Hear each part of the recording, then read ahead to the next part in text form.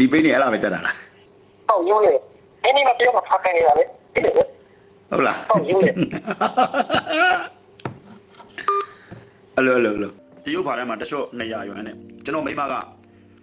သူ12နှစ်သမီးလောက်တည်းမကောက်အောင်မှကြီးတာသူကသူလောက်တာဆိုသူတစ်လောက်ကို100နဲ့မှ30လောက်ရတယ်ဗမာဝင်နဲ့သူကသူအလုပ်လုပ်တယ်တရုတ်ငွေ330လောက်ရတယ်ကျွန်တော်80ပေးသုံးတယ်ကျွန်တော်မိမနဲ့ကျွန်တော်လဲဆိုလဲတနည်းနေလို့စကားတစ်ခုပြောကြမှာပြောတာဝေးနေ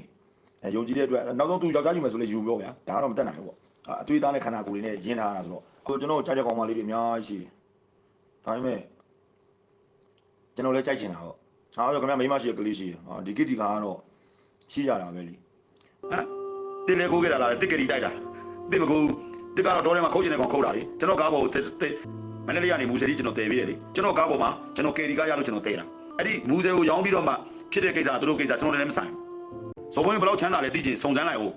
လက်စွပ်ကြီးကြိုက်တယ်ဒါတော့မလုပ်ပါနဲ့မိမဝယ်ပြီးသားလားပြေးလို့ရှိရင်နဲ့ပတ်ဆက်မပါမှကြောက်လို့တဲ့လက်စွပ်လေးချိုရောင်းအောင်လို့တဲ့ကျွန်တော်လာပြီးတော့နားကြီးစေရမယ်အလုပ်တွေအုံနောက်6စေရမယ်အလုပ်တွေဆိုကျွန်တော်အိမ်ကမိမတော်တခါရကွဲပလိုက်ချင်တာ